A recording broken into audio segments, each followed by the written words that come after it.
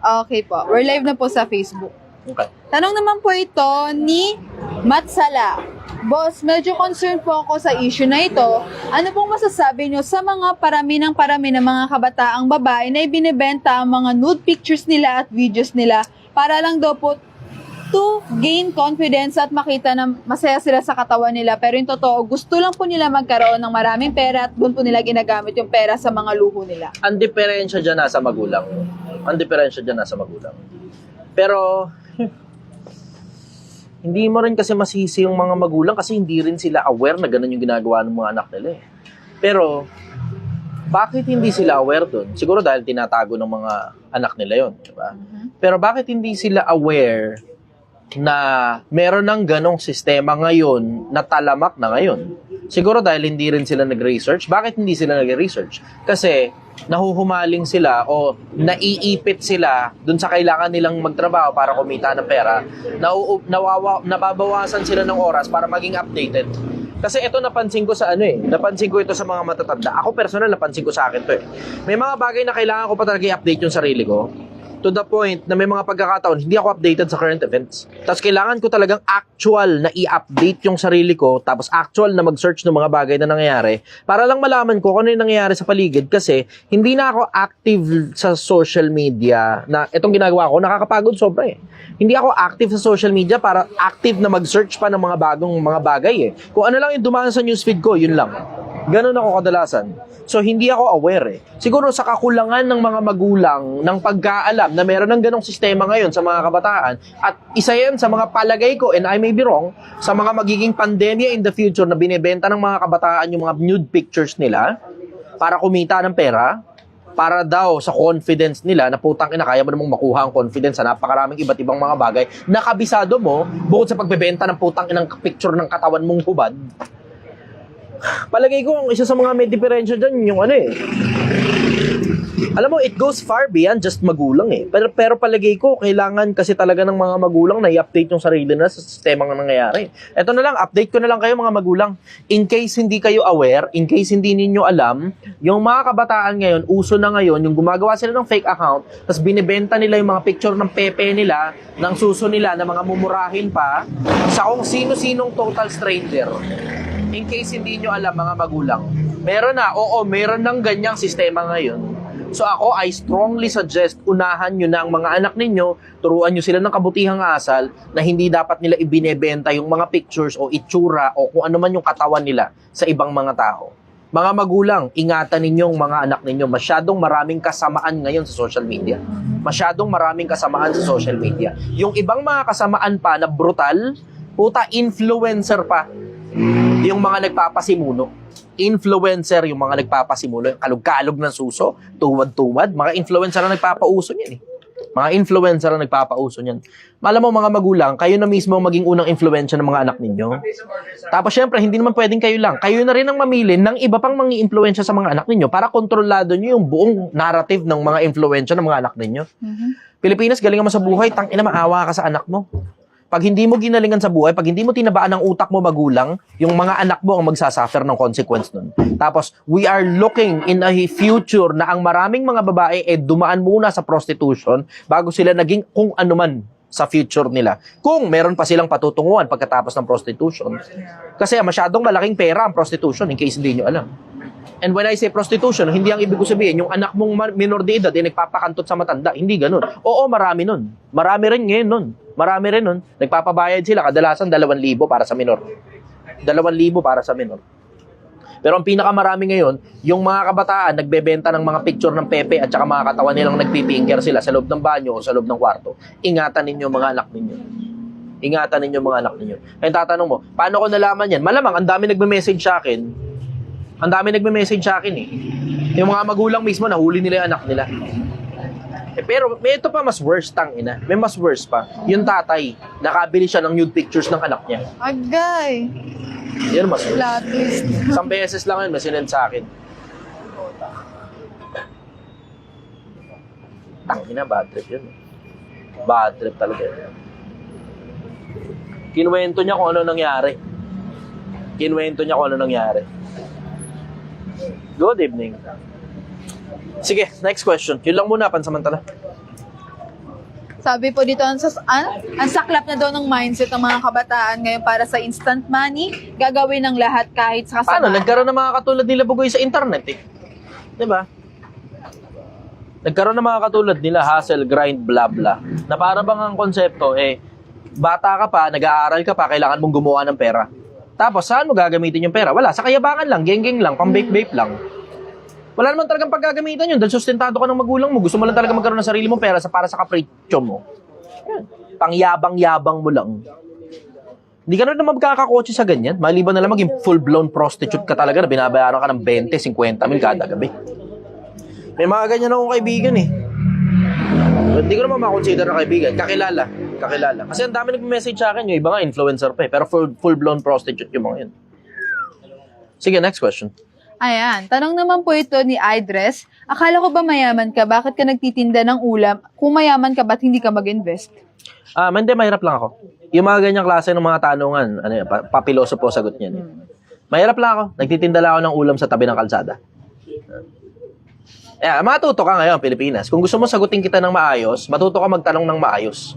Pag hindi maayos yung sagot mo, talagang tatarantaduhin talaga kita sa mga sagot, sa mga tanungan mo.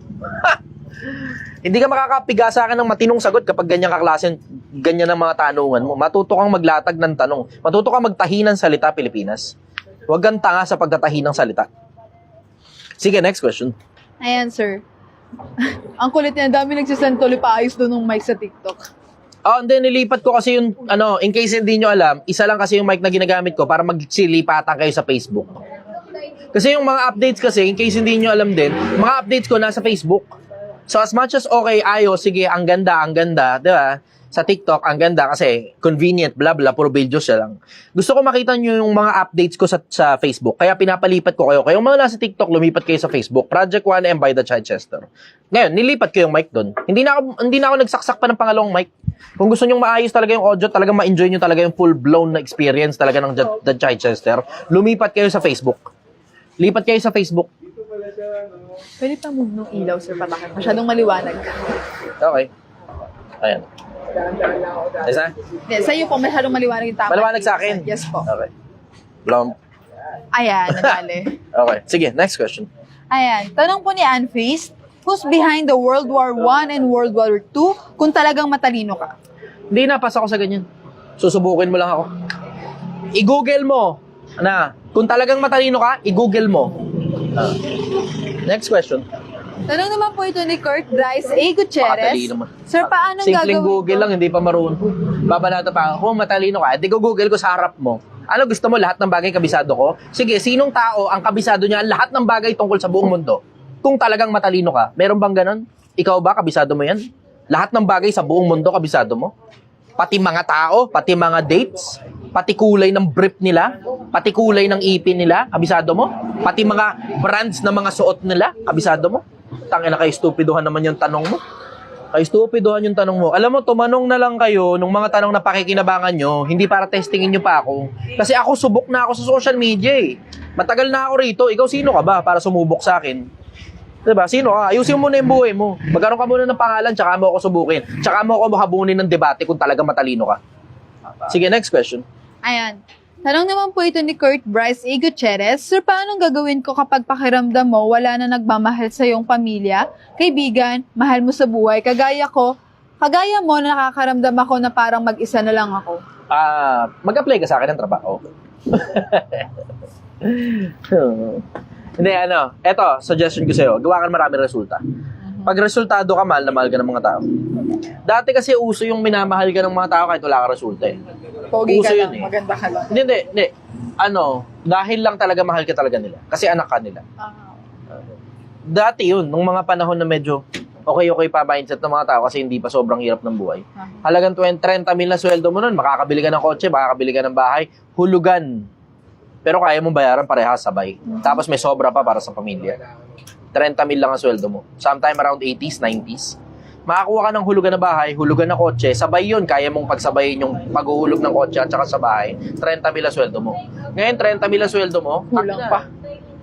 mahigit kalahati nun, pambayad mo na kagad ng kotse kung bumili ka ng kotse. Tapos ang bahay, tangina, bus. Kulang pa yung 30 mo. Wala pa yung bills. Kulang pa. Wala pang bills dun. Kulang pa. Mas mahirap na ang buhay ngayon kaysa dati. So alam mo yung busy na yung mga tao ngayon sa pagkita ng pera. So ngayon yung mga pinakamaraming pera, yun ngayon dinidigitan ng mga tao. Gawa ka ng resulta. Yun, importante. Gawa ka ng resulta. Pag resultado ka, mahal ka ng mga tao. Kuha ka ng isang bagay na palagay mo gugustuhin ng mga tao na makuha sa'yo. Kaya mo, katulad sa akin, di ba? Yung taba ng utak ko. Diba? Gusto ng mga taong makuha sa akin yung taba ng utak ko eh. Kaya ngayon, nanatili sila nanonood sa akin. See? Kaya mahal na mahal ako ng mga tao. Kasi namimigay ako ng libreng karunungan kung di nyo napansin. Libre. Hindi ako nagpapabayad. Yun ang sagot ko ron. Next question. Tanong po ito ni Kenji Gallardo. Anong malaking turning... sorry. Nawala. Hanapin ko na lang ako. Sayang. Maganda sana yun. Ito, nakita ko na ulit. Anong malaking turning point sa buhay mo para biglang magbago ang mindset mo at simulan ng pagbabago lahat sa sarili mo? Tumatanda na ako, mamamatay na ako. Tsaka nakuha ko na lahat ng gusto ko sa buhay eh. Wala na akong hinahabol dito sa buhay na to eh. Lahat ng mga gusto ko pa na wala sa akin, hindi ko na kailangan eh. Yung alam mo yung, hindi naman ako hipokrito, di ba? Okay lang naman sa akin kung may karoon ako. Pero okay lang din naman kung hindi na. Kasi hindi ko naman kailangan yun eh. Technically, gusto ko na lang yun eh. Diba? Additional na, sports car, ganun. Additional na mansion, ganun. Additional na, sakali mo umabot pa sa helicopter o sa yate, ganun. Na obvious naman, maubos na yung buhay mo, hindi ka abot dun. Kasi daang milyon ang pinag-uusapan dun sa dalawa na yun, sabay. Diba? Gets mo yung ganung konsepto? Na okay lang sa akin kung madagdagan, pero hindi naman ako naghahabol kasi kano ba talaga hinahabol mo? Wala man akong anak, wala man akong asawa, di ba? Siguro, yun ang pinagkaiba natin, kayo, na mga may anak, may asawa, may pinaglalaanan kayo. Pero ako nga, personal, base sa mga na-research ko, hindi ko nga sinasuggest na bigyan mo kagad ng pera yung bata. Hindi ko sinasuggest. Turuan mo yung mga bata ng mga bagay na hindi mo natutunan nung ikaw bata. Yun ang maganda. Turo mo sa kanila. Pasa mo sa kanila yung mga bagay na natutunan mo, yung mga knowledge mo, mga wisdom mo, diba? Pasa mo sa mga bata. Pero papasahan mo ng pera, tapos bata pa yung bata, wala pang 30 anyos. Lalaglag mo lang tukaan yan. Taka na, masasanay lang yan dyan. Magyayabang-yabang lang, geng-geng, ganun. Sports car. Tapos gamit yung pera ni mommy and daddy. Kunyari, kanya galing. Hustle daw siya, kunyari. May mga ganyan ako kilala sa social media. Pera ni mommy and daddy yung ginagamit. Kunyari, hinustle nila yun. Meron ako kilala. Meron nga isang malaking clothing line dyan. Ganun yung gawain eh. Pera daw ni sarili daw niya. Kumita siya ng sarili niyang pera paglipas ng panahon. Pero pera ni mommy and daddy yung pinamuhunan ng initial investment doon. Huwag niyo akong lokohin, hindi naman galing sa hirap yung batang yun. Hindi galing sa hirap yung batang yun. Next question. Tanong po ito ni Umay. General question po, I hope mapansin po. Free will or moral agency? Ulit. General question po, Umay. I hope mapansin po ito. Free will or moral agency? Pagsabayin mo na. Gamitin mo yung free will mo para humanap ng matinong moral agency. Di ba? Pagsabayin mo na. Hindi ko maintindihan sa mga tao yan, ba't ang hilig nilang pinaghihiwalay yung dalawa na yan? Kuha sila ng dalawang malalaking konsepto, tapos pagbabanggain nila yung dalawa. As if naman malalagay ka sa isang crossroad ng sobrang dalas. Di ba? Sa madalas na pagkakataon, ang mga choices, situational. Hindi yung mga pinakamalalaking konsepto ng buhay pagbabanggain. Bihira yun. Bihira. Sobrang bihira nun. Ang madalas, prinsipyo at saka pera. Yan ang madalas nagbabanggaan. Pero other than that, kung dalawang parehas mabuti yung konsepto, yun lang naman madalas magbanggaan eh. Yung mabuti at saka yung masama. Pero yung mabuti at saka mabuti, sa madalas na pagkakataon, magkakasuwato sa isa't isa. Ang madalas nagbabangga, ito, pansin ko sa buhay. Ito, this goes in general. Let's go very broad perspective. Ang pinakamadalas na nagbabanggaan, ito, pansin ko sa buhay. Mabuti at saka masama, lagi nagbabanggaan yan. Diba? Prinsipyo pera, morals, at saka masaya. Babanggaan yan dalawa na yan. Diba? Lagi yan. Parehas mali, nagbabanggaan din madalas. Pag parehas mali, lagi nagbabanggaan yan. Ang mga parehas mabuti, sa madalas na pagkakataon, nagkakasuwato sa isa't isa yan. Minsan, mali lang talaga ng perspective kaya nagkakabanggaan. 6 versus 9. Pero kung parehas lang naman ang perspektibo ninyong dalawa, tapos parehas pang mabuti, magkaiba nga lang ng konsepto, pero parehas mabuti, sa madalas sa pagkakataon, nagkakasuwato sa isa't isa yan. So, wag masyadong mahilig dun sa konseptong parehas naman mabuti, tapos pinagbabanggaan ninyo. Ako, personal, pagsabayin nyo na lang, dalawa maigi kaysa isa, sabi ni Solomon. Next question. Tanong po ito ni si Josh Mocas. Alay ko? Nangyari sa'yo, nabangga mo yung ipin mo? Nakagat ko dila ko. Anong masasabi mo sa compare ng body ng baboy at body ng tao ay same lang din ng sarap o lasa? Nabalitaan ko yun. Galing Facebook yan? Ah. Tangina, mga bago, twisted. Yan mga interest ko, yung mga twisted na ganyan. Tanginang yun. Nabalitaan ko yun, na-research ko din yun. Personal, hindi ko susubukan yun, obviously. Diba? Kasi that's cannibalism. Hindi ako interesado sa ganun. Kadiri yun. Pero may balita akong ganun. Kasi based on research, yung balat ng tao at saka balat ng baboy, pinakamalapit sa isa't isa. Tapos yung puso ng baboy, kayang i-transfer sa puso ng tao. Oh. Oo, meron nang nangyaring ganun. Nakapag-transplant na. In case hindi kayo aware, puso ng baboy na i-transplant sa puso ng tao. In replacement sa puso ng tao. Nabuhay yung tao. Pero paglipas ng taon din naman, it took some years, parang 2 o 3 yatang taon, basta namatay din yung tao, pero gumana. Yun ang punto, puso ng baboy ang ginamit, gumana. Gumana. It turns out, mukhang yung balat ng tao, balat ng baboy, parehas. Puso ng baboy, kayang i-transfer sa puso ng tao, so merong possibility na baka nga magkalasa yung katawan ng tao at saka katawan ng baboy. Kasi yung katawan ng, lalo na, ito pinaka-common. Ang pinaka-common kasi sa mga baboy, pinapakain ng pagkain din ng tao. Yung mga tira-tira ng tao. Meron ding may factor yun dun eh. Halimbawa, katulad ng kurubota pig. In case hindi kayo aware, yung kurubota pig, minsan pinapainom pa ng beer yun eh. Tapos pinapainom din ng gatas. Tapos yung lasa ng karne, medyo milky ng konti. Kasi nga, pinapainom nga ng gatas, tapos pinapainom din ng beer. Diba? So, kuha mo yung konsepto na minsan, may kinalaman yung kinakain dun sa lasa ng karne mismo pag kinatay mo na yung kung ano man yung hayop. May kinalaman. Ngayon, tungkol dun sa lasa ng karne ng tao at saka karne ng baboy, na magkalasa daw, hindi ko alam. That's something I wouldn't dare. Hindi ko pagtsatsagang subukan yun. Sa dami ng mga bagay na nasubukan ko sa buhay ko, yan yung isa sa mga bagay na, Pero merong mga nagkagano na sa Amerika, hindi nila sinasadya. Taki na ginigiling yung karne ng tao.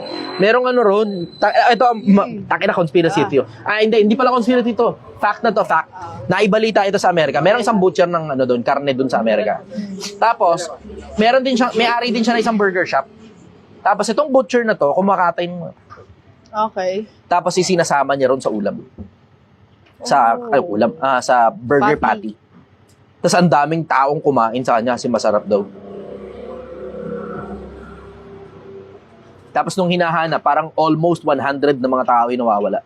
Tapos merong mga nakita ron sa katayan niya, bits and pieces nung mga parang clip nung isang taong nawawala, gano'n, sing-sing, hikaw, gano'n. Oh, yun. Twisted talaga, twisted sobra. Twisted. Yeah, mga ganyan tanungan. Tangna. Diba? Something out of the usual. Out of the usual. Sawa na ako sa konsepto yun. Asawa ko ng bababae. Yung anak ko ayaw sumunod sa akin. Mga usual na yan eh. Usual na yan. Paano gumawa ng pera? Paano gumawa ng 1 million? Ito na, pinapakita ko na nga sa inyo eh. Huwag niyo na ako tanongin to sa paano gumawa ng 1 million. Ito pinapakita ko na sa inyo mano-mano. Tingnan mo. Kapag ka mga ganyan yung mga tanungan, yan yung mga taong ahead na pagdating sa finances eh. Pag dumami yung mga taong nagtatanong ng mga ganyan, ibig sabihin na umuusad na rin pati finances ng mga taong nakikinig sa akin. Kasi twisted naman ikaw na mga gusto mong tanungan. Twisted talaga ang mundo. In case hindi nyo alam, twisted ang mundo. Wala lang kayong malay kasi nakikita nyo, surface level, superficial. Pero sa atin, sa sarili nating mga utak, sinaulo rin naman tayo. Sarili nating mga utak. Hindi nga lang ganun ka level, di ba? Hindi nga lang ganun yung level. Pero every now and then, may mga pitik ng questions na out of usual. Yun ang sagot ko ron. Next question. Ganda rin ha? Tanong naman po ito ni hindi ko maintindihan. Basta naiintindihan ko. Okay, go. Tanong niya po, I'm on my level na po na talagang gagawin ko na to, pero kailangan ko po ng payo galing sa'yo. Kaya mo bang gawin ang kahit anong masama at kayang sumira ng iyong moral para lang sa pera kasi walang-wala na po ako at wala na rin po akong mapakain sa pamilya ko? Ano pong masasabi niyo dito? Dati oo. Galing ako dyan. Nakatikim ako ng masarap na pera. Masamang pera. Marami. Twisted ang utak ko. Twisted. Hindi sulit. Hindi sulit. Straight up, hindi sulit. Hindi talaga. Mas sulit yung nagtrabaho ka na maayos, kumita ka sa malinis na paraan. Eto straight. Yung matutulog ka sa gabi, malinis yung konsyensya mo. Kahit galing lang sa pinagbarkera ng jeep o galing sa pang-construction yung pinaghirapan mong pera, mas sulit yun kaysa gumawa ka ng masama tapos kakabog-kabog ngayon ang dibdib mo kasi baka mahuli ka. Mas sulit yung kasi yung iba ginagamit na lang na dahilan yung kahirapan ka ng buhay. Sino kasi mo sabi na mag-anak ka? Diba? Sino sabi mag-anak ka? Oh, mahirap na nga buhay. Alam mo na nga, ikaw mismo, namang problema ka sa sarili mo, tapos naghanap ka pa ng marami. Di ba? Ngayon, namang problema ka ngayon. Ito suggestion ko. The best that you can do for your kids, for your family, do the right thing. Gawin mo yung tama. Madaling, tangina, hindi nyo alam kung gaano ka-twisted na utak ko. Kaya kong impluwensya ng kahit na sino pa pumatay ng kapwa-tao. Pero I wouldn't bother. Dark psychology yun, napag-aralan ko sa maraming mga libro yun. Oo, maraming mga libro nagdi-discuss nun in case hindi nyo alam. In case hindi kayo aware, oo, dark psychology, ang dami nagdi-discuss ng ganyan. Kung paano mo kukumbinsin ng tao na gumawa ng hindi nila kayang gawin dahil sobrang sama talaga nun. Ang dami kong nabasang ganyan.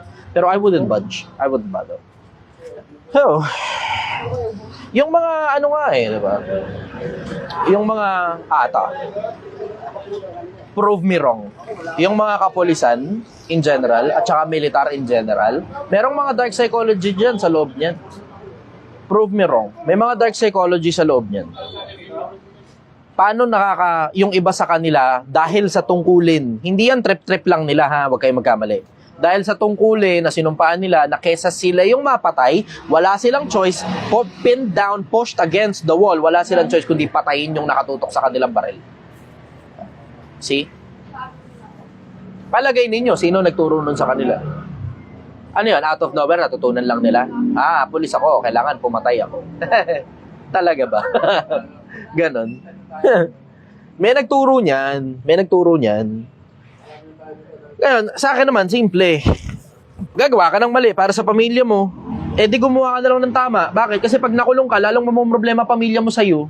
Saan kukunin yung ano tawag ito? Pang bail mo. Diba? Anong tawag nila sa Tagalog? Pang-bail. Pampiyansa. Saan kukunin pampiyansa mo? Swerte ka kung kailangan mo lang mapiyansahan. Kasi pag nahuli ka ng taong bayan, tangina, kulong ka na nga, gulpi sarado ka pa. Malas mo, pag nasintensya ka ng taong bayan sa kalsada, edi maglilibing kayo ng pamilya mo. Talinuhan nyo, Pilipinas. Talinuhan nyo. Huwag kayong tanga. Sisipagan mo lang naman Ipagpalit mo yung oras mo, yung lakas mo, kapalit ng pera. Yun muna umpisa. Doon ka muna magsimula. Yung oras mo, yung lakas mo, ipagpalit mo kapalit ng pera. Ang tawag, paghahanap buhay. Maghahanap buhay ka. Bakit? Kasi, gasino lang naman yung makukuha mong pera galing sa masama kung magsisimula ka sa wala Benta ka ng drugs.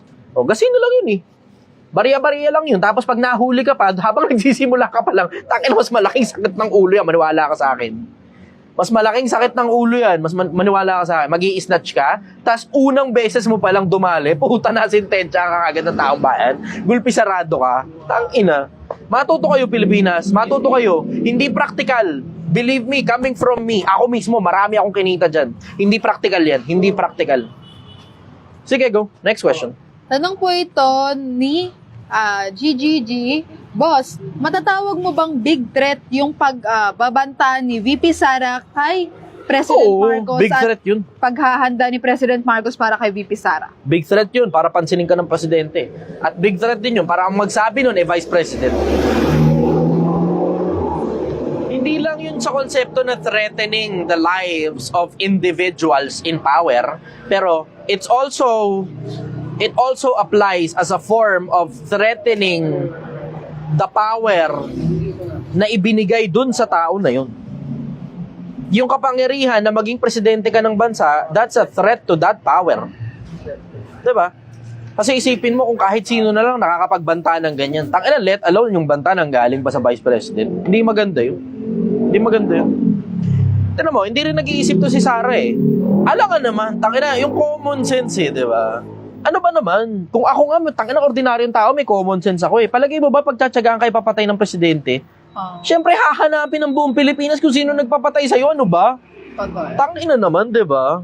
Ka-stupido naman, sino ba huling kaaway? Bongbong. Si Bongbong nagpapatay dyan. Tangina, common sense na yun diba? Tangina, common sense naman yun. Hindi ka pagtsatsaga ay papatayin yan. Yung mga people in power, hindi sila nagpapapatay ng isa't isa in case hindi kayo aware. Kaya tanong mo, ano nangyari kay Ninoy Aquino? In every rule, there's always an exception. Ngayon, meron talaga nun sa mga maliliit na level, mga baranggayan, mga mayor, bla bla. Pero presidential level, hindi pinakikialaman yan. Technically, ang vice president, presidente rin naman yan, vice nga lang. Di ba? Technically, ano yan? Reserved na presidente. Reserved na presidente yan. Kung may mangyari sa presidente, siya yung papalit. Ganun yung konsepto. So, palagay mo ba, presidente, pagtsatsagaan kang patayin? Tanaman sa si Sarah, common sense naman eh. Ahirap kasi sa kanila, nasusobra na sila sa drama. Nasusobra na, naging drama-rama sa hapon na yan eh. Dati nga, Netflix and chill. Ngayon, Senate hearing and chill na. Tangin ng mga tao na to, no? Hindi rin masyado nagsisipag-isip. O baka strategy yan ni Sarah para pasamain yung current administration na meron daw banta sa buhay. Pero hindi rin naman nakabango sa pangalan niya, kahit pa sabihin mong strategy yan, hindi rin nakabango sa pangalan niya na siya mismo nagbabanta sa presidente. Napakapangit. Napakapangit. Napakapangit. May pahabol lang question. Alam mo, ito nga mas maganda eh. Ito mas maganda. Ito mas masarap-sarap. Tangina, masustansya to. Sobra, masustansya to. Mas effective sana kung yung ginagawa ni Makagago at saka yung ginagawa ko, ilabas nila sa social media, pati sarili nilang baho. Tapos saka nila ngayon idama yung baho nung kabila. Ganun na lang. Labas nila yung sarili nilang baho. Ang problema kasi tangina, kanya-kanyang takipan din sila eh. Di ba? Kanya-kanyang takipan din ng sarili nilang mga baho eh. Ang gawin nyo, ilabas nyo yung sarili nyong baho. Yung sarili mo, labas mo yung sarili mong baho. O tapos ngayon, tsaka mo ngayon expose yung baho ng kabila. Justified na nga yung baho mo kasi in-expose mo yung sarili mo. Tapos, yung kabila hindi justified. Bakit? Takina, ayaw nilang pakaminin eh. O, di ba? Yun ang takina mas malupit. May mas matindi strategy. Kasi nga, ang sabi ni Kristo tama sabi ni Kristo the truth will set you free. Yung katotohanan, magpapalaya sa'yo yan. Aminin nyo na lang, tumanggap kayo ng pera. Aminin nyo, binulsan nyo yung pera. Sino si Mary Grace Piatos? Diba? Sila, patangina, parehas na panig yan, tumatanggap ng ani. Tangina, parehas na panig yan, kinukurakot nila yung pera. Sabi, hindi. Kasi mga Duterte, tapat. Mga Marcos, tapat. Mga Duterte, corrupt. Mga Marcos, tangina, parehas lang yan. Parehas lang yan, mga unggoy. O, tingnan nyo. Si Mary Jane Piatos, sino siya? Mary Grace pala. Mary Grace Piatos. Hindi mailitaw ni Sarah kung sino si Mary Grace Piatos eh. Magtataka ka. Pumirma na sobrang daming pera. Kinuha sobrang daming pera. Hindi alam ni Duterte? Tangina naman. Hindi alam ni Duterte yan. O tapos ngayon, tingnan mo, mismo si Sara Duterte na nag-expose di ba? Isa sa mga kamag-anak, pinsan yata ni Marcos, di ba? Kinukuha yung pera, dinidistribute kung saan man, ang gawin ay kaganto ang gawin. Ipasok sa DepEd ang pera. Tapos tatanggapin ng isa sa mga kamag-anak ni Marcos. Sampo, takin. Parehas lang kayong dalawang korap eh. Ang may magiging lamang dyan sa dalawa na, kung nag-iisip lang talaga yung dalawang putang inang yun. Ang magiging lamang lang sana dyan, kung sino. Ako, ito suggestion ko, kailangan, kung uubra kay VP na lang manggaling eh. Kasi siya rin lang naman yung maraming di ba? Maraming hinanaing. Hinanaing. Pag-aaklas. Ang daming pag-aaklas, ang daming drama, di ba? O sige, expose mo na sarili mo. Ganon din naman eh. Hindi mo na mababawi pangalan mo dyan, Duterte. Sara, hindi mo na mababawi pangalan mo dyan. Hindi na, masyado na malalim yung pagkakalubak na yan. Sobrahan na kayo sa drama. Tapos ang baho na ngayon sa pang-amoy ng publiko nung binabantaan niyo presidente. Ang baho na nun sa amoy ng publiko. Ang makakabango na lang, makakapag-salvage na lang ng pangalan ninyo. And I'm using the word salvage as a form of saving. Iba kasi yung salvage na alam na iba. Alam na kung iba papatayin. Hindi ganun. Pero ang makakapag-save na lang ng pangalan niyan, ni Sarah, pag inamin niya na tumanggap sila ng pera, tapos inisa-isa niya ngayon kung sino-sino sa loob ng gabinete ni Marcos ang tumanggap ng pera. Diba?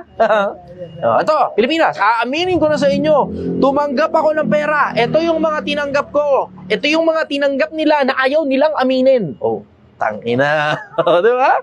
Diba? Tignan mo, katulad nung diba? Nakita niyo naman yung pagbabaka ni Makagago at saka ni Nico David, diba? May matututunan kayo ron sa magkabilang panig. Hindi lang sa isang panig lang. Sa magkabilang panig may matututunan kayo. Magkabilang panig, may matututunan kayo. Yan dalawa na yan, asset ng lipunan yan eh. Yan nga lang, nakakalungkot, nagbabanggaan sila.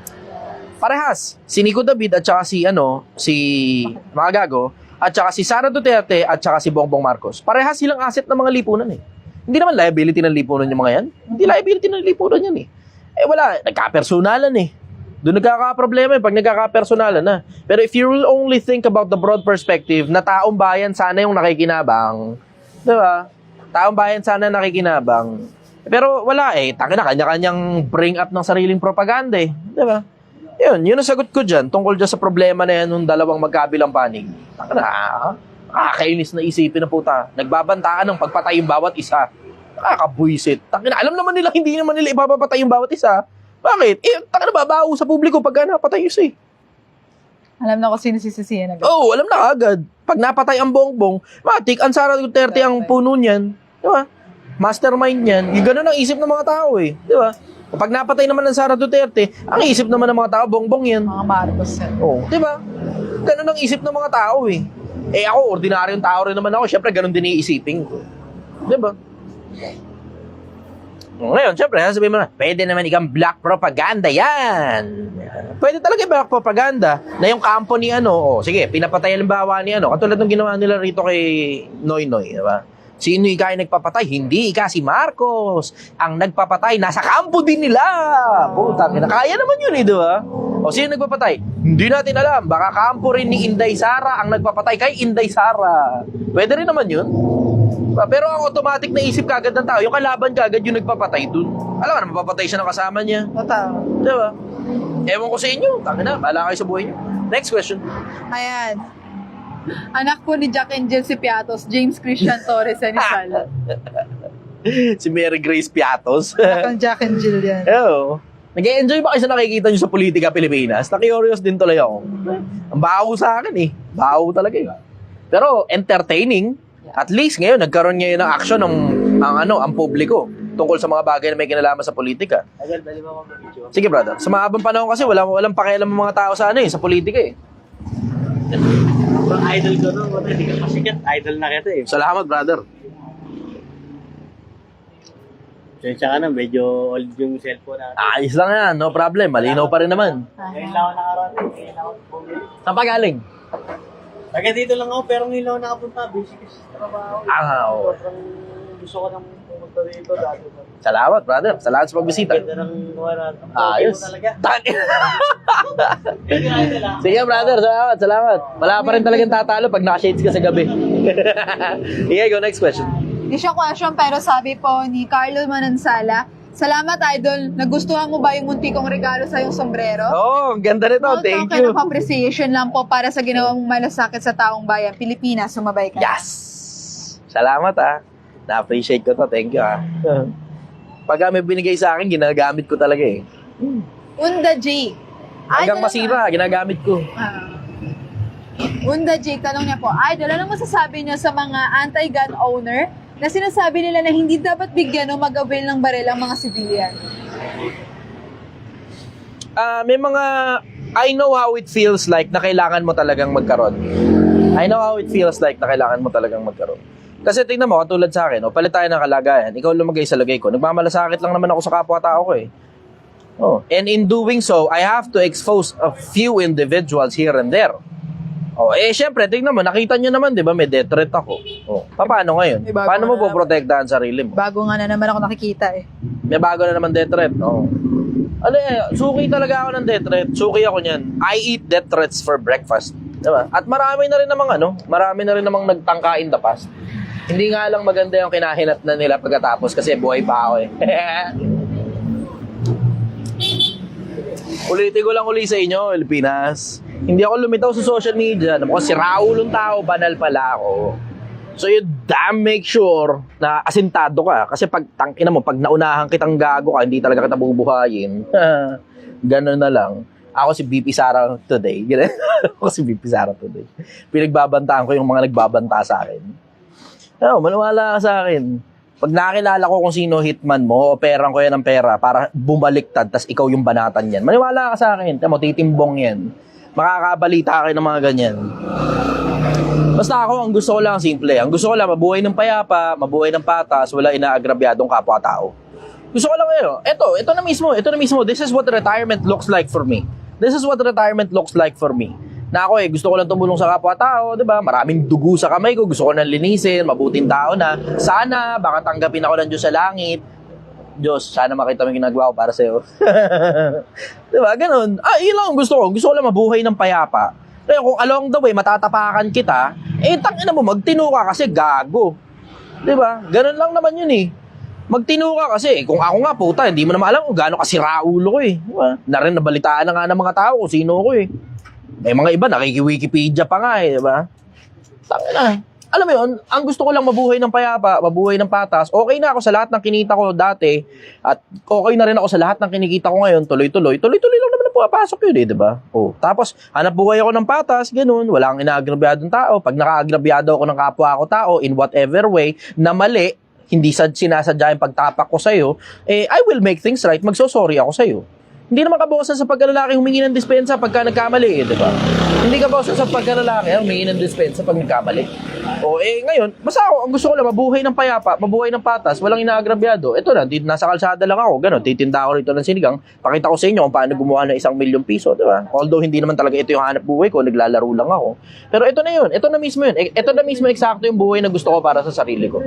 Well, yung, alam mo yung wala akong hinahawakan na, wala akong, alam mo yun, hinahabol na status symbol na kailangan naka-iPhone, kailangan naka-sports car, kailangan mansion, kailangan heavily guarded. Okay na ako dyan, heavily guarded din naman ako eh. Hindi nyo alam kung nandito sa paligid na to.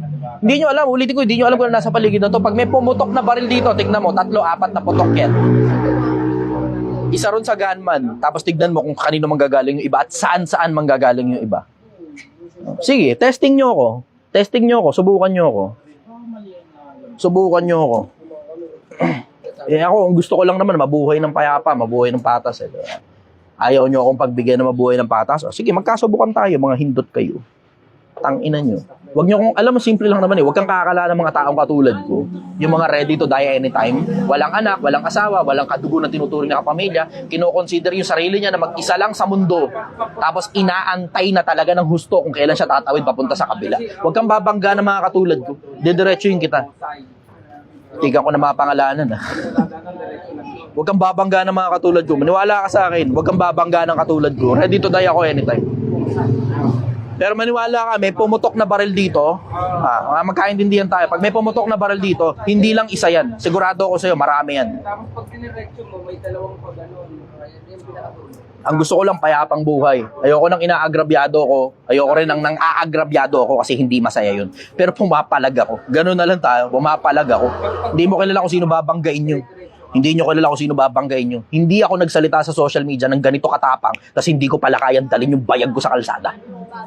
Diretsahan lang tayo. Sige, go. Next question. Ayan. Tanong naman po ito ni Jesse Obongen Jr. Boss, kapag po ba nagme-menstruation ng tomboy, nagagalit din po ba siya katulad ng babae? Oo. Hormones yan eh. Hormones yan eh. Nagagalit din siya katulad ng babae.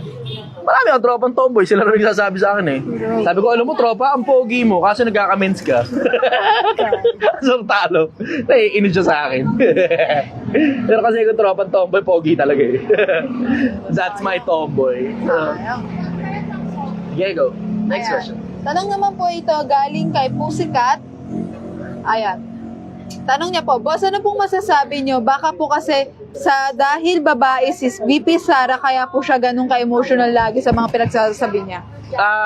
Oo, siguro. That's one thing. Pero, alam mo, siguro ano yan eh, pride yan eh. Kasi sa mahabang panahon, nasanay sila, nire-respeto sila ng tao eh. Liga. Sige lang oh. Nasanay lang sila, nire-respeto sila ng mga tao eh. Pero, yun nga eh, sabi ko nga, pride nga lang yan eh, pride yan. Dapat, yan yung mga panahon na dapat magtanong na siya sa tatay niya. Yan yung mga panahon na dapat magtanong na siya sa tatay niya. Kasi, hindi ano eh,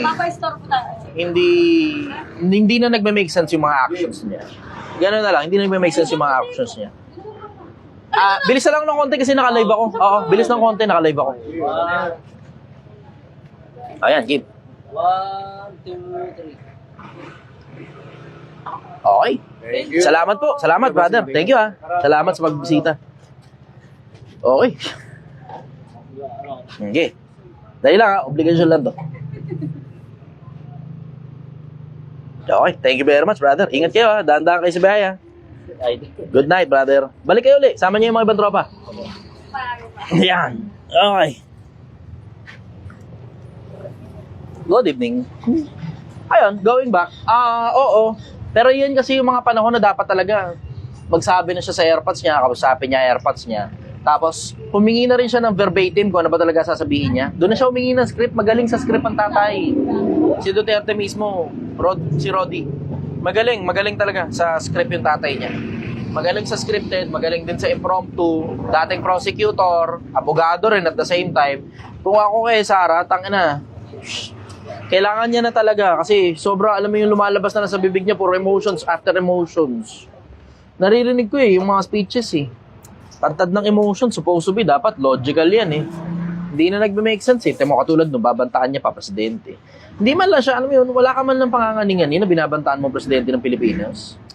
Kahit pa sabihin mong conditional yan, no? Sabihin, hindi, conditional yun, pag may nangyari, bla bla. Oo nga, may nangyari nga. Paano kung yung pinanggalingan nung pangyayari, galing pala sa kampo mo? 'Di ba? Pwede rin naman yun, merong inis sa'yo sa loob ng kampo mo. Nababanatan mo ngayon yung presidente. Wala namang kinalaman yung presidente doon sa loob ng kampo mo. Pero ganun possibility hindi natin iniaalis yun. Hindi rin natin iniaalis yung possibility na merong hindi naman galing sa kampo niya, hindi rin galing sa kampo ng kabila, inis lang talaga sa kanila, ibang grupo naman. Hindi natin iniaalis yung ganun. Kasi demo katulad sa akin, maraming grupo ng mga taong inis sa akin Hindi lang naman isang pirasong tao yung gusto ko mapatay Hindi lang, marami yan. Natatakot na nga yung iba, nagsasalita na ako sa social media kasi kumpleto ako ng ebidensya ron sa iba Well, medyo may konting kulang, pero merong sapat na ebidensya para paniwalaan ng mga tao. Diba? Gets mo yun? Hello, good evening. So ngayon, alam mo yung ang daming gustong magpapatay sa akin, ganun din naman kay Sara diba? Kasi nga, political individual nga siya, marami siyang kaaway, marami siyang kabangga. Automatic yun, pagka nasa politika ka, marami ka talagang kabangga. Hindi automatic yun na yung kalaban mo lang sa politika. Kasi one way or the other, katulad nun, di ba? Noong mga panahong nagsisimula pa lang siya, well, hindi naman. Nung mga panahong hindi pa naboboto ang tatay niya bilang presidente, pero, alam mo yun, seasoned politician na ang airpods niya, etong si Sara, may sinampal sa publiko. Yung, anong tawag dito? Sheriff sa Cebu. Sinampal niya yun di ba? For all you know, baka yun pala isa sa mga gusto magpapatay sa'yo, di ba? Hindi mo naman alam you will never know. Hindi mo alam, pero sinampal mo yun sa publiko. Syempre, mahabang panahon na galit sa'yo yung tao na yan. Syempre, merong pinaglilingkuran yan. Kung sino man yung pinaglilingkuran niya, baka inis din sa'yo. You have to put that into consideration. Tapos ngayon, ano gagawin? Pag may kumana sa'yo, babarata mo yung presidente, di mo naman alam kung kanino nang galing ang bira sa'yo. Di ba? You have to put that into the equation. Kailangan isama mo yun sa equation. Ako naman, ang presidente naman, pinatulan din si Sara. Pinatulan din. Taka na. Ay, Davao daw, sir, hindi Cebu. Davao? Opo. Akala ko Cebu. Davao daw. Davao. Okay. Gets mo yun? Yung konsepto na, hindi talaga maganda yung nangyari sa bansa natin. Hindi maganda. Anyways, sige, next question. Tanong naman po ito, galing kay, Ana Pakarat. Talaga to si Ano. Sabi niya, boss, free po bang delivery fee sa Deal With Us in Evil? Joke lang po, pero seryosong tanong. Deliver us from evil. Ano po ibig sabihin ng deliver us from evil po? Deliver po ba tayo sa demonyo o ano? Ilalayo. Deliver us from. Hindi deliver us to evil. Ibig sabihin, ilayo mo kami sa masama. Diba? Mula sa masama, lalayo mo kami dyan. Ganon. Yung from, dun ka manggagaling. So, dun ka galing, deliver us from evil, palabas. Diba? Hindi deliver us to evil. Pambira ka naman. Hindi dahil deliver, binibigay ka agad. Di ganun. Kailangan mo i-check yung ano ba tawag nila doon? Linking verb ba ang tawag doon? Linking verb yan, diba? Yung from at saka to. Linking verb yata ang tawag doon, kung di ako nagkakamali. Kailangan, you have to know your grammar. Diba? Kailangan mo rin i-check yung grammar mo. Every now and then, sumasablay din man ako sa grammar ko. Pero alam ko naman yung pinagkaiba ng to at saka from. Sige, go. Next question. Tanong naman po ito ni Ningas JP. Idol Chi, pwede mo bang pakipaliwanag po ang Isaiah 53:5? Ang haba ng talata na yun. Hindi ko kaya paliwanagin na isang bagsak na specific doon ang tanong mo. Next question. Tanong naman po ito, galing kay Notification. Boss, anong masasabi mo sa magulang na ini-spoiled yung anak nila? Ako, ang dami yan. Bigay lang ng bigay ng pera, bigay ng bigay ng pera, bigay ng bigay ng pera. Akala nila pera yung pagmamahal sa bata. Sila rin naman na magsasuffer ng consequence niya pagdating sa future, diba? So, yung anak nila magiging batugan, tapos akala, instant gratification, lahat ng gusto, nakukuha ka agad. So ngayon, paglabas nila ngayon sa tunay na buhay, ganun din ang mangyayari. Lahat ng gusto ng mga bata, akala nila makukuha nila galing sa mundo. Pag hindi nila makukuha galing sa mundo, Wala, gagamitin nila yung katawan nila. Common yan. Isa pa, common din, pag hindi nila makuha galing sa mundo, hindi nila pinagtsatsagan. Kasi gusto nila instant, just add hot water. Ayaw mo sa akin, okay, sige, wag na lang. Tapos nagdadrama sa mundo, nagdadrama dun sa My Day, nagdadrama dun sa parang status yata yun sa, sa Messenger.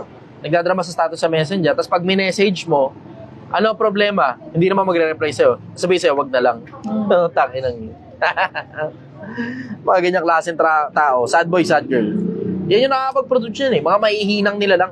Bakit? Lahat ng gusto nila, nakuha nila Walang pinaghirapan Yan ang sagot ko ron. Next question. Tanong po ito ni Pag-ibig at Unawa. Magandang gabi, curious lang ako kung nakapasok ka na sa mundo ng dark web at ano ang pinakagrabing meron nando sa dark web. Salamat. Bentahan ng karne ng tao. Isa yun sa mga pinakagrabe. Demonic, di ba? Possessions and everything else in between. In general, yung dark web, parang ordinary lang naman mukhang wala. Yung normal na internet. Nga lang, pag hindi mo kasi alam specific kung ano yung hinahanap mo doon, walang makikita doon. Wala masyadong makikita doon. Kailangan alam mo mismo yung domain. Domain man yung tawagin na yun. Siyempre, nakikipanood din naman ako. Ang tawag doon, shoulder surfing. Nakikipanood din ako sa mga tropa. Tapos ang dami rin naman video niyan sa internet. Pero ako personal, hindi ko. Wala akong oras sa ganyan. Sige, next question. Tanong po ito ni PC, kamusta po ang Project 1M mo ngayon? Nasa mga kulang-kulang 130,000. Palipat na rin kami ng bahay bukas. Lipat kami ng bahay kasi masyado nang maliit yung bahay kung saan ko inilagay yung original na mga staff ko ngayon. Magdadagdag na rin kami ng staff kasi abangan nyo kung ano mangyayari. Abangan ninyo kung ano mangyayari. Basta ang target ko rito, at least siguro minimum, at least mga 300,000-400,000 ngayong December. Pagdating ng January, tatansyahan tayo. Alam mo, ito hindi kinoconsider ng mga tao tungkol sa pagtatayo ng negosyo. Hindi kinoconsider ng mga tao kung kailan sila lalabas. Alam na nila kung kailan sila papasok. Pero kung kailan sila lalabas, kung kailan titigilan na nila yung kalugihan nila, hindi nila alam kung kailan. Papakita ko sa inyo, pag tumungtong ng January, lugi ito. Tumungtong uli ng February, lugi pa uli, isasara ko na yung negosyo. Tapos, ibang negosyo naman.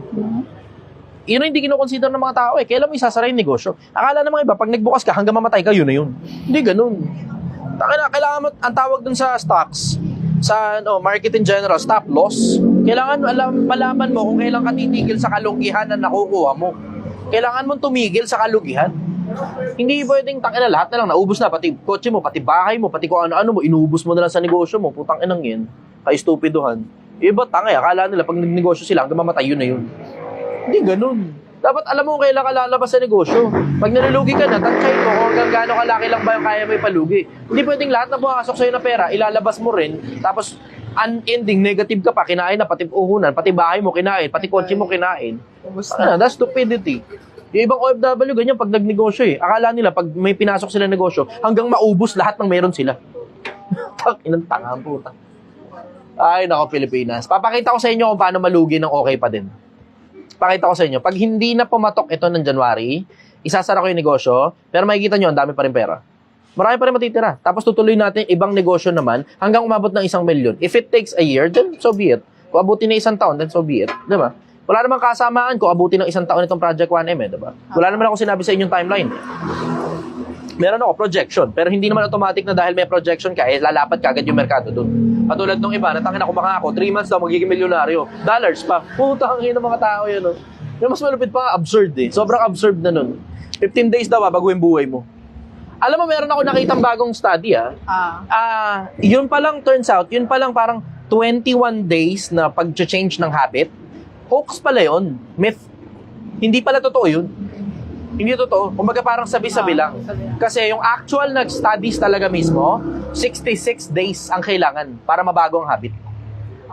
66 days ang kailangan para mabago ang habit. Habit lang yun Pero meron taong nagbebenta ng course sa social media, buhay mo mismo, hindi lang habit. Kayang baguhin in 15 days. Matindi pa sa Diyos yan. Ang Diyos nga, may mga tao di na kayang baguhin Pero siya in 15 days, kaya kang baguhin basta bibigay mo yung pera mo sa kanya. Putang ina. Ngayon nga, nakita ko, nagbebenta na naman siya ng course Naka-live na naman siya kanina, nagbebenta ng course. Mas okay na yun. Ngayon, nakikita ko, target market niya na ngayon. Mga networker May networking din kasi siya Okay lang yun. Kasi, karamihan naman na sa mga nasa networking, mga mga working age na legal age na Kesa yun dati, ang tinatarget niya, bata. Tangin ng pangit nun dati. Target niya bata. Lahat bata. Hindi na importante kung minor de edad o lampas ng minor de edad, basta bata. Ngayon ang target niya na bago na, target market, networker. Mas okay na yun. Mas okay na yun. Yun nga lang, yung kung paano nila minamarket yung putangin ng course nila. Babaguhin daw yung buhay mo in 15 days. Tangin ng tindi, no? Absurd. Sobrang absurd nung mga tao na yun, mga claims nila, puta. Aletse yan. Aletse yan. Tangin na. Mga nagsisigawa ng ganyang course, tangin na. May halong pagka sa demonyo yung mga tao na yan, eh. Puta, ano binibenta mo sa mga tao yung kasinungalingan mo? Tapos ang mahal ng presyo, 9,000. Para lang sa kasinungalingan, babaguhin yung buhay mo in 15 days. Eh, tignan mo, mga psychologists nga, psychiatrists ang nagsasabi, based on research, ibig sabihin, sobrang daming data nung pinanggalingan nun para ma-conclude nila na approximately, more or less, 66 days daw ang kailangan para mabago yung anong tawag dito? Yung habit. Habit lang yun, habit, ha. Pero itong tao na to, tangina, pati buhay mo kayang baguhin 15 days lang, basta bibigay mo sa kanya pera mo. Tangina. Antindi. Antindi talaga, sobra. Pakalito. Antindi. Antindi, sobra. Matindi pa sa Mountain Dew yan. Antindi! Sige, next question. Tanong po ito ni isang hotdog nga po dyan. Isang hotdog nga po dyan. Apo, tanong niya po, Okay. Boss, let's focus on MJ Lopez po. Total topic mo siya palagi. Para po siyang isang t-shirt na puti na may isang mancha na lagi mo siyang nakikita yung pagkakamali niya. Pero may mga punto naman po yung mga advices niya. Bakit po kayo ganun sa kanya? I'm not a basher po. Curious lang po ako. Hindi ko naman sinabing si MJ Lopez yan, eh. Pero sige, let's tackle MJ Lopez. Sige. Hindi ba na nakaraan ang sabi niya, yung pang tuition fee mo, ipang business mo na lang. Bakit ngayon merong duality na gumawa siya ng course? Saan galing yung duality na yun? Hindi mo napapansinin yun. Hindi nga niya sinagot yun kahit kailan, eh. Sinagot niya ba yun kahit kailan? Siya na sabi nun, eh. Ang sabi niya dun sa interview niya kay Franklin Miano, my biggest advice is, pa nga yung pagkakasabi niya, mali pa yung pagkakapronounce, eh. My biggest advice is, yung pang tuition fee ng parents mo, ipang business mo na lang. Yun ang sabi niya, diba? Ngayon, why the duality? Bigla na lang may course siya. Nung una, against yun sa educational system, eh, diba? Tapos ngayon, pagka siya pala gagawa ng sarili niyang educational system, okay lang. Pero educational system na nakapamarali sa mahabang panahon na sinisiraan niya, diba, na ang sabi niya, yung mga may-ari daw yung mga ang sabi niya, merong isang interview na ganun, eh. Don't quote me on this, ha. Pero ang sabi niya doon, yung mga teacher daw ng business school, wala daw business. Merong mga ganung videos, eh, diba? Tapos ngayon, why the duality? Na pag siya pala magtatayo ng kurso, okay lang. Pero yung kursong nakapamarali sa mahabang panahon na nakagawa na ng maraming abogado, nakagawa ng maraming doktor, nakagawa ng maraming piloto, yun sinisiraan niya. Sige. Hindi naman niya sinagot yan, eh, diba? Sinagot ba niya yan? Sige. You tell me, sinagot ba niya yan? Why the duality? Kasi, alam mo, between educational system and MJ Lopez, educational system ako, pasensya na. Doon ako, pasensya na. Kasi, alam mo, diretsahan lang, yung ginagawa ni MJ, maraming out-of-school youth na magagawa yan, eh. Na para bang ang dating, mag-sign up ka na sa course ko, huwag ka na mag-aral. Ngayon, ano ngayon ang implication nun? Ang laking damage niya sa society. Ang laking damage niya sa society. At maraming katulad niyan.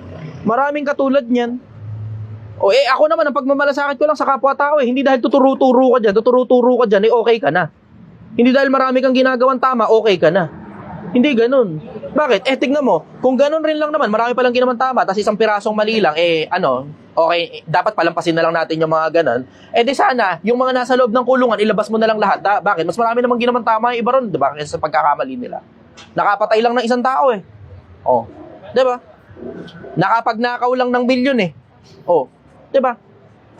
Tinanong mo pa ba kung saan ginastos yung milyon na ninakaw nila? See? Alam mo, kung ganun din lang naman ang mindset mo, na puta, may ginawang tama, nakadepende yan sa laki ng damage. Gano'n ba kalaki yung damage? Ang laki ng damage, eh. Diba? Baka pag pinalabas natin yung mga out-of-school youth na nadali niyan, ng mga networking in general, ng mga courses in general, baka hindi mo na mabilang. Good evening. Baka hindi mo na mabilang kung gaano kalaki damage niyan sa mga kapwa-tao. Na held liable ba ang kahit na sino nung patigilin ng pag-aaral ng mga ganyang mga may-ari ng mga courses, yung mga kabataan? Sino held liable dun? Sabihin nyo, hindi, kasalanan ng mga kabataan yun. Oo nga, pero there is such a thing as insinuation of minor, corruption of minor. Diba?